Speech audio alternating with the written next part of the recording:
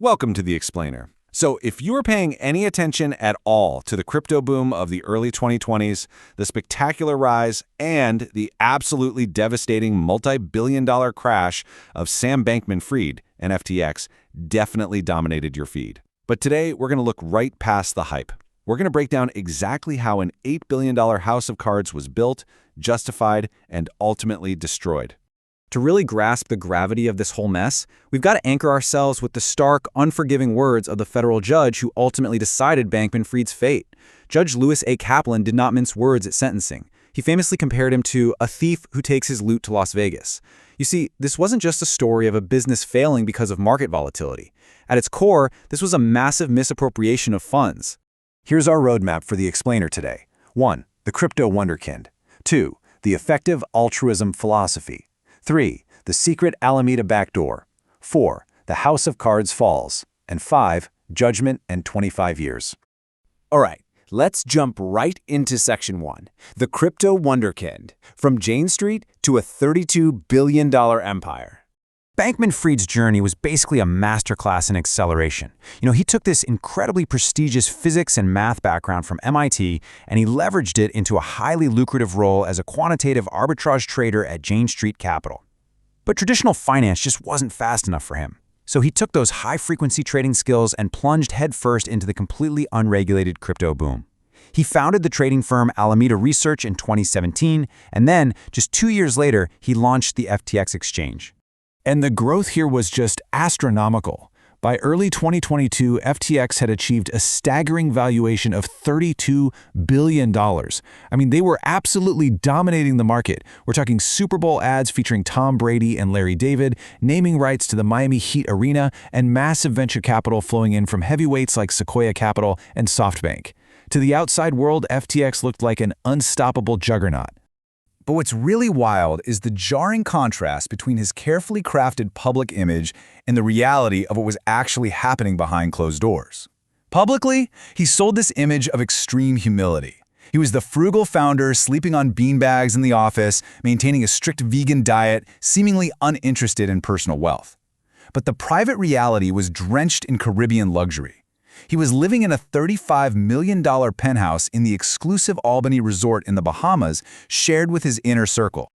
Moving right along to Section 2, the effective altruism philosophy, the engine of extreme risk. So, Bankman-Fried was literally the poster boy for this movement called effective altruism. He loudly claimed that his sole motivation for amassing all this immense wealth wasn't to buy yachts, but to donate it to solve existential threats to humanity, things like AI risks and future pandemics. And this earning-to-give mentality created a powerful halo effect around him. It made sophisticated investors and everyday users feel morally good about handing over their money, which effectively blinded them to the actual underlying mechanics of his business.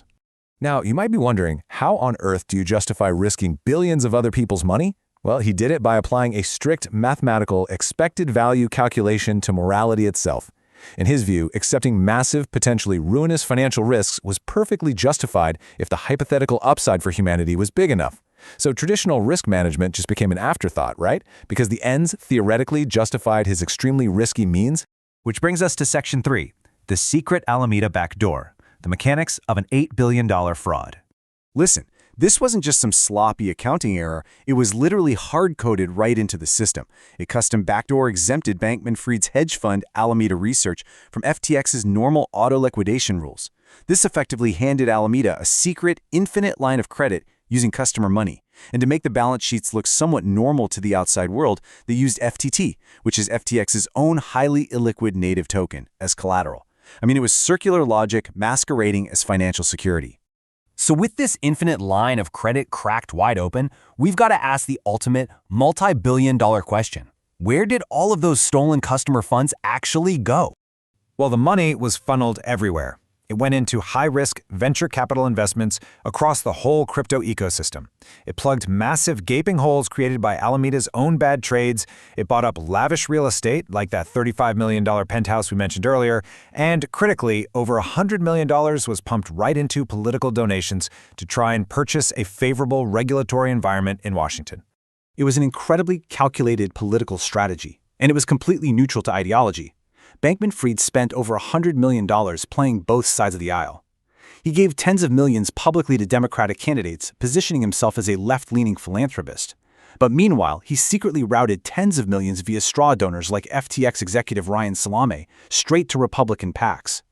The goal here is super simple. Buy influence on both sides to shape crypto regulation in FTX's favor, using his customers' money to foot the bill. All right, Section 4. The House of Cards falls, 7 days in November. It is crazy to think about, but it took just 7 days for this massive illusion to completely evaporate. On November 2nd, a leaked document revealed that Alameda's balance sheet was propped up almost entirely by FTX's own FTT token.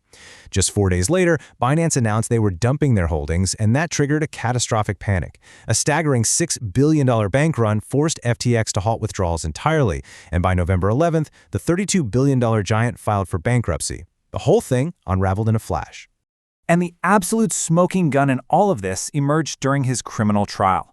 His closest confidants, including former Alameda CEO Caroline Ellison, testified against him. She plainly stated, "He directed me to commit these crimes." The trial completely destroyed the myth that these were just innocent mistakes. It revealed a management style where Bankman-Fried was fully aware of and actively directing the embezzlement of billions of dollars to cover his bad bets. Finally, we arrive at Section 5, Judgment in 25 years. The gavel falls. Despite his defense team really trying to paint him as just this neurodivergent, awkward math nerd who made some innocent business mistakes during a market downturn, the reality of the trial was completely different. The jury deliberated for just 4.5 hours before delivering a swift, unanimous guilty verdict on every single count: wire fraud, securities fraud, commodities fraud, and money laundering. Judge Kaplan specifically called out Bankman-Fried for committing perjury on the stand and showing an absolute lack of genuine remorse for the victims, emphasizing the truly catastrophic harm caused to everyday investors, people who literally lost their entire life savings or their businesses overnight. The judge slammed down a staggering 25-year sentence in federal prison. And the financial punishment? Just as severe. On top of the prison time, Bankman-Fried was ordered to forfeit $11 billion. This forfeiture order effectively vaporizes whatever is left of his fraudulent empire, ensuring that the ill-gotten gains used for those flashy investments, properties, and political influence are entirely stripped away. So as we wrap up this explainer, we really have to look at the bigger picture here. The incredible rise and rapid fall of FTX shows us exactly what happens when unbridled ambition, massive leverage, and a total lack of basic financial safeguards collide, all under the guise of technological innovation and altruism. So the question we leave you with is this: has the financial world actually built better safeguards and learned the true value of transparency? Or are we just waiting for the next wonderkind to calculate their expected value and fly way too close to the sun?